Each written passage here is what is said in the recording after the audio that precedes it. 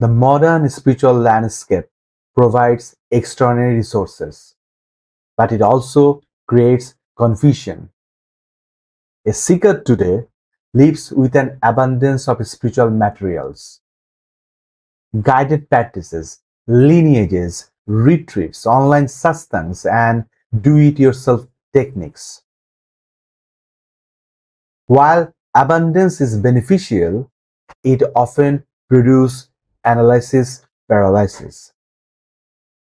People often compare stages, judge their lack of progress, and feel anxious about whether they have chosen the right practice.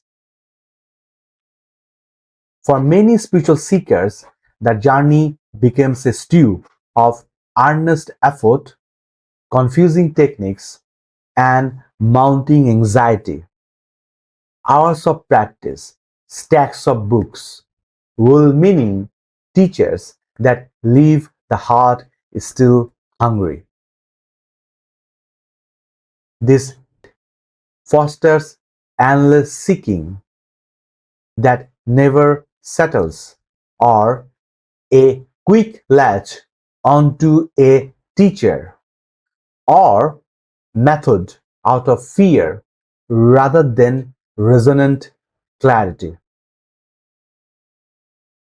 When you hear about spiritual transmission or energetic awakening, you might naturally ask, is this real? Is this safe? Will it work for me?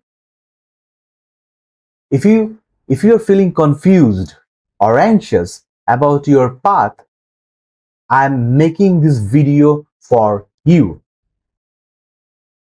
Today, we're going to demystify a modality called RASA Shaktipat.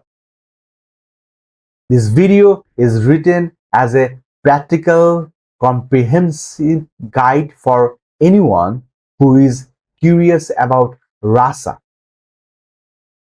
What it is, how it works, what people actually experience, and how to make it part of your steady practices. By the end of this video, you'll have concrete steps for preparation and integration so RASA can fit it in your everyday life, allowing you to decide your next steps from clarity rather than confusion. To understand RASA, we first have to understand the modern seeker's dilemma. So, what is this dilemma? Because awakening is intimate and non-public, seekers tend to project desires onto teachers and techniques, resulting in inflated expectation, wanting spectacular experiences.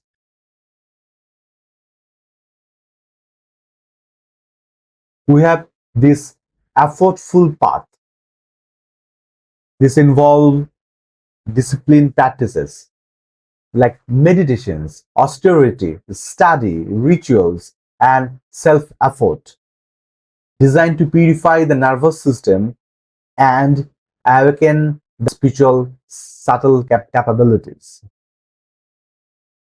In many spiritual systems, the practitioner strives upward. More discipline, more concentration, more insight, more purification.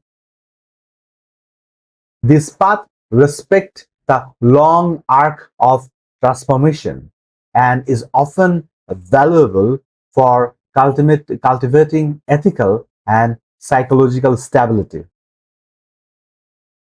But then there is a path of grace.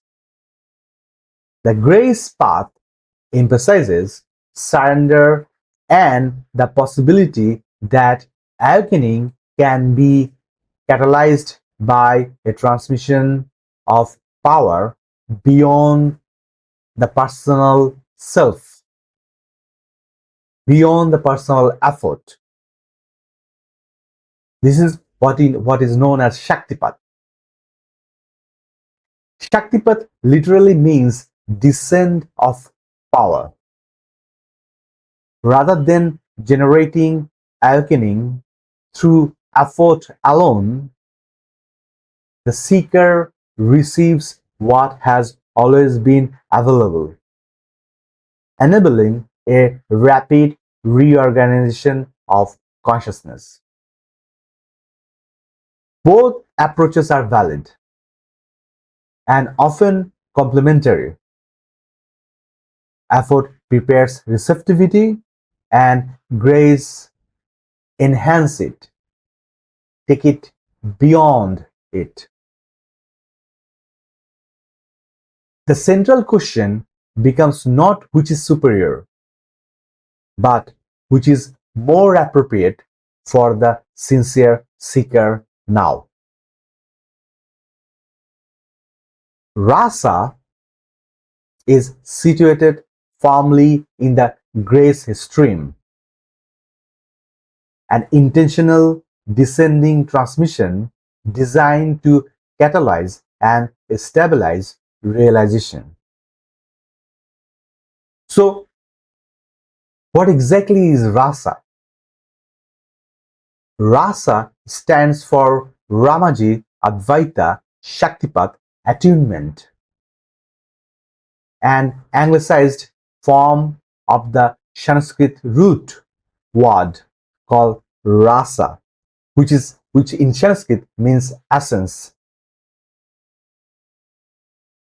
It is a specific form of Shaktipat associated with Ramaji and teachers in his lineage. It is described as a powerful, gentle, and reliable transmission aimed at non-dual awakening and stabilization of consciousness. Rasa's primary stated goal is to increase the seeker level of consciousness, or LOC as we often refer to it. It guides the receptive students towards non-dual realization and stabilization. What we are targeting in Rasa lineages for our students is to get the student to LOC 1000, which is we refer to as full abiding realization.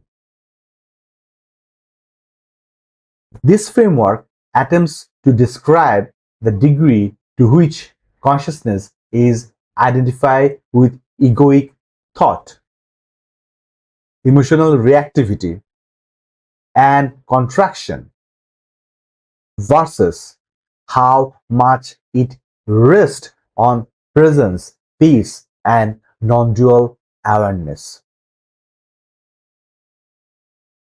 Let's talk about the mechanics. How does descending grace actually work? Rasa is often distinguished from older form of physically dramatic Kundalini transmission. Instead of emphasizing a fierce Kundalini rising from the base to the crown, right? Rasa focuses on descending grace that enters primarily through the crown, and gently settles the entire nervous system, facilitating the dropping of the I thought and awakening of natural abiding. In Rasa, the emphasis on receptivity.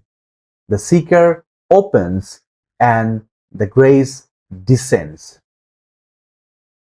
The descent is often described as flowing through the crown or top of the head and spreading through the entire subtle system. The crown does not cause awakening in a mechanical sense, but it functions as the experiential doorway through which the transmission is received. When that happens, the transmission is not experienced as something added to the person, so much as something uncovered within them. This is why many recipients describe rasa as gentle and yet unmistakably transformative. It doesn't need to rely on forces, spectacles, or dramatic physical symptoms to prove that it is working. A common source of confusion is that spiritual transmission must always produce fireworks. Some seekers expect shaking, like shaking, visions, heat, light, or blissful ecstasy. While such experience can occur, they are not the measure of success. Let us demystify what actually happens in an online RASA session. A session is typically brief and leisure focused. The facilitator, the RASA facilitator, does not perform a long ritual. Instead, they hold a state of openness, invite receptivity, and allow the transmission to occur naturally. If you book a session, there is no need to manufacture a mystical atmosphere, and there is no need to do the transmission correctly. The most useful stance is openness. Sit quietly, reduce distraction, and allow the session to work without insistent evaluation. So, what do people feel? Recipient report a range of immediate sensations: warmth or tingling around the crown, this area, a wave of relaxation, a feel of unconditional love, a sudden inner silence, spontaneous tears, or vivid sense of peace and quietness and stillness. Many students describe entering an absolute silence or stillness where the inner chatter, the mental monkey mind, subsides. A recurring theme is the emergence of powerful, heartfelt love, often described as unconditional or vast. Accounts often include a sense that the separate I, or the usual story-based identity, has softened, dropped, or become transparent. A session may also feel deceptively ordinary, only for the deeper effects to become obvious later, when the person realizes they are less reactive or more peaceful than before. Rasa is understood not by one dramatic moment, but the arc of transformation that it initiates. The real test of any spiritual transmission is not what happens during the session, but how the person lives afterwards. One of the most useful things about RASA is that it does not need to replace your existing spiritual life in order for it to be meaningful. It functions best as an accelerator or clarifier. If you're feeling the call to experience this descending grace, here are 3 concrete steps to integrate the modality in your life. Step 1. Simplify your practice. After a transmission, many seekers do best with a simplified practice routine. Excessive striving can obscure the effects of grace. Short periods of quiet sitting, gentle inquiry, devotional reading, or journaling may feel fruitful than forceful concentration. Sometimes less is more. Step 2. Surrender your need to control. This is very important, all right? An often overlooked aspect of RASA is that the psychological act of surrender it invites. Control is part of what keeps self-structure, the ego, intact. Grace is not improved by performance. It is received through surrender. Now, step 3. Attentive observation in ordinary life. It is helpful to become more attentive to your ordinary life.